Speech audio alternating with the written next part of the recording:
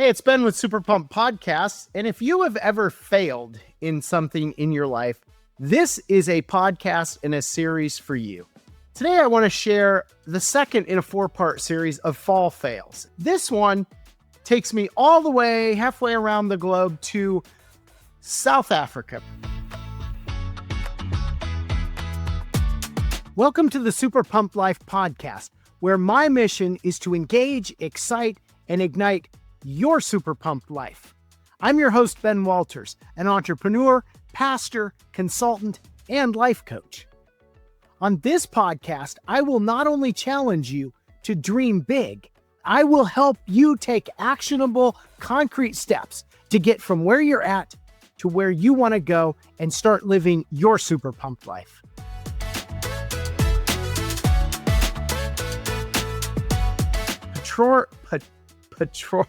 Pretoria, South Africa. Can't say that word today, huh? It's too early in the morning, I guess. So anyway, I am 26 years old at this point, and I am working in a organization that helps disabled entrepreneurs start small businesses. This is in the early years after apartheid had ended, where folks had been marginalized and they were just really cast aside by society. And we won't get into all that as much today. We'll use another episode to talk about that incredibly impactful job. So that was my job for a summer, an internship, if you will. But on the side of that, I was living in a community while I was doing that work down there, and I made friends with this Afrikaans bloke named Henny. And Henny was one of those guys, you've all had him, the life of the party. This guy was up for anything, try anything, that kind of friend. All of us have that kind of friend. Super fun guy to be around, always wanting to go to a restaurant or a pub or try something. I can remember that summer I did, among other things with Henny, I did hot air balloon riding, I did parasailing, I learned squash, which was really fun. I still love squash, all these things. And so really fun summer with Henny. And so one day Henny said, "Hey, I'm going to be in a big bike race this coming weekend. Do you want to ride in it?"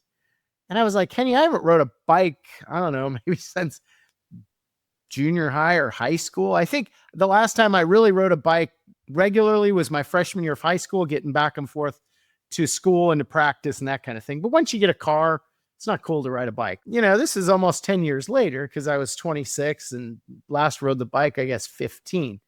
But Henny says, "You'll be fine. Come on, ride in this race with me." And I said, "Henny, I don't even have a bike." And he said, "That's okay. You can just borrow my wife's bike." And right there, I thought, oh yeah, this is going to be funny. Henny's going to have a good time with this. I'm going to be out in this road race in the middle of South Africa on a woman's bike. And so I was like, "How long is this race, Henny?"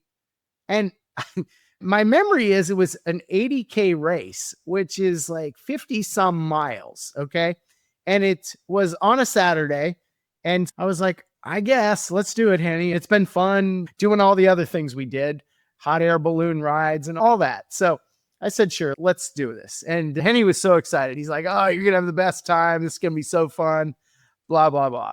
And so we get out there and I'm feeling really good that day. I'm in pretty good shape. And so I get on the bike and ride around like the block. And I thought, I'm feeling good. And so gun goes off and I'm looking around, I'm looking out over kind of the African landscape. It's spectacular. It's unlike anything I've ever seen. It's just one of those moments where you just feel good. You feel like the stars are aligned and feeling so good. I'm pedaling and I'm in the top 10 of this bike race. And what's really cool is every few kilometers you'd pass one of those leaderboards and it would have the top 10 in it. So I think maybe I got up to as high as 7 on the leaderboard. And to ride by and see B. Walters as number 7 in this race was like an adrenaline rush, right? And I'm like, man, this biking is easy. Keep rolling. And I go from 7, I start feeling, I get a little bit tired here, but I'm not even halfway. So I slide back. And I think the next time we passed the thing, I was 9th on the thing, and then start getting a little more tired. And I don't know how to gear very well on bikes. There's a whole art to gearing on the hills, making sure you're syncing up your effort with the bike and all that. And I didn't really know any of that. So once we started hitting the hilly section, it started taking it out of me. And all of a sudden, I was no longer on the leaderboard. And then it became worse. And it became, man, I got to keep pushing 1 foot down and 1 foot up and 1 foot down and 1 foot up. And I couldn't do it. I was like really struggling. And guys at that point are just whizzing by me. And so I'm falling farther and farther back in the race. And we're barely over halfway. And I am just gassed because, again, I'm in the top 10 of this major road race, right? For the first part of the race. So I was out like a rabbit. And so a little over halfway, finally Henny and some of his buddies who are good cyclists come pedaling up like beside me. And they're like, dude, you do not look good. If you want to quit, that's okay. There's nothing wrong with that. And I'm like, no, Henny, I'm going to finish the race. And he's like, well, do you want me to hang back with you? I'm happy to hang back with you. This is all just recreational. And I was like, dude, no, it's bad enough me being this bad, but I'm not going to drag you down. And so anyway, I told Henny, just go on. And so I can remember, though, Henny and his buddies, his blokes, just sped away, and eventually they got out of sight. And people kept passing me. And as this race went on, it sounds crazy, I was having trouble keeping that bike upright. I was just wobbling around, and it felt like that cross-country race where you're getting so close to the very back of the race. But I remembered that race, my cross-country race. If you missed that episode, check out the previous Super Pump Life episode about me finishing dead last out of 300 runners in a cross-country race. But anyway, I was determined, even though I was wobbling, even though I was completely out of gas, the sun was just sapping the energy out of me. The hills were sapping the energy out of me. I was like, I am not finishing last. And so kept working, grinding. And you know what? Eventually I made it across that finish line, and Henny and the boys were waiting, and they could not stop laughing. It was belly roll, hysterical laughing about the crazy American. And they were like, yeah, not quite a top 10 finish, huh, Ben? And I was like, no, dude, definitely not. I mean, we had a great time, and then went out to the pub, and it just became even more of a joke and a lot of fun. What do you take from this? What do you take from this failure? What I take away is three things. The first thing, it is good to try new things. It is good for your mental health. It is good for your physical health. So many of us, if somebody said, hey, come ride in a bike race, and you hadn't ridden a bike for 10 years, and then they hand you a women's bike, our pride and our kind of fear would tell us this probably isn't a good idea. And we would turn away from it, right? We would say, no, no thanks. And I see so many people do that, where there's a cool thing out there, whether it's a professional opportunity or whether it's a personal opportunity, and they just won't seize the day. So I'm going to commend myself, pat myself on the back a little bit. I have a bad shoulder, but for trying new things. And I encourage you, even though things you may stink at them, try them, because you're going to have a good story and you're going to grow. So first thing, it's good to try new things. The second thing I'm going to tell you, though, is equipment and preparation matter. So when you're doing something, try to get the right stuff. My son was recently, he went back to school, and his car had sat all summer, right? And so we knew this because his car is fairly old and his battery was even older. And so we knew when he went back to school, the battery was going to be dead. But for some reason, neither of us did the preparation to prepare for that. He didn't have a socket set. All he had was a kind of a rusty old pair of pliers. The bolts were rusted on to hold the battery in place. And so it's 103 degrees in Fort Worth, Texas. It's August. He's back at school. It's the Saturday before classes start. And he's trying to get these rusty old nuts off to get the battery out and take it to AutoZone and get a new battery. He's out there for 2 hours just burning his hands on the heat. It's a black car. It's miserable. And he's mad. He's just so frustrated. All because he didn't have the right tool. And finally, do you know what he did? He went to AutoZone and he bought the right tool, the socket for that thing. And he bought some WD-40. And you know what happened? The thing that had taken him 2 hours to do, he sprayed the WD-40 on each of the nuts, right? And then went back around, pop.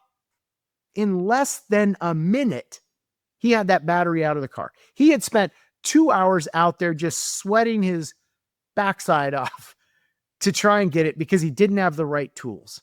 So having the right tools makes a difference. And also knowing how to use those tools. When he started with the socket, do you know what he did? He said, this socket doesn't work. And I said, you got to flip the thing because you're going the wrong way with the socket. The right tool and how to use it matters. Just like for me, not being on a tiny women's bike mattered. And here's the other part. Not knowing how to use the gears on that tool also mattered because I wasn't pulling the hills in the right gear. So whatever you're going to try, I am all for you trying new things and failing, but try to learn a little bit about what equipment you need and how to use that equipment or how to use those tools. So that's the second learning I'm going to say. And the third thing I'm going to tell you is in life, there are few things more important. And I guess these are two lessons that go hand in hand. One is be able to laugh at yourself. Be able to be like, yeah, I was that stupid American fool on a women's bike, not knowing how to run the gears in the middle of a 80K race across the African plains. And that was ridiculous. And to be able to sit in a pub and take the ribbing and have a laugh about it, there is gold in that, folks. Being able to accept that. So many of us are so fragile. We're like, I would never put myself through that. To have everyone laughing at me, that's horrible. Kind of 1A, 1B with that is that community. There's something special about having Henny and those guys. And no matter where I go in the world, and I haven't seen Henny since that summer, right? We always have that. There is something about having a community of folks around you to laugh and to encourage you and to just have those moments with. So many of us, I find, are just isolated. So find a community that you can go try things with, that you can fail with. That's one of the cool things about running clubs is that a lot of the runners, they're not very good runners, and they may not even be in great shape. But man, having that community to be like, hey, we did great through the first mile of this 5K. Well, next 2 point whatever, we're terrible, but hey, we did it. And you sit and you have a meal together, or beer together, or a Coke together, whatever that is. There's gold in that. So be okay laughing at yourself and be okay in those moments with your community. This has been our fall fail from South Africa with me on a women's bike on the leaderboard in the top 10 to start the race and finishing at, but not quite at the very bottom of the race. So try new things. That's the first lesson. Your equipment and your preparation matter, and knowing how to use your tools matter. That's the second thing. And finally, find your people and be able to laugh at yourself because life is going to be a lot better. You are going to be more super pumped. Get out there, find your race, and go run it. Thanks for joining me today on the Super Pumped Life podcast. If you enjoyed today's show, I have 2 really quick next steps for you. First, subscribe or follow us on Apple Podcasts, Spotify, or YouTube so you don't miss future shows. And second, jump on over to SuperPumped.com where there are all kinds of great tips and tools for you to launch your Super Pumped life. Keep well, and I'll see you next time.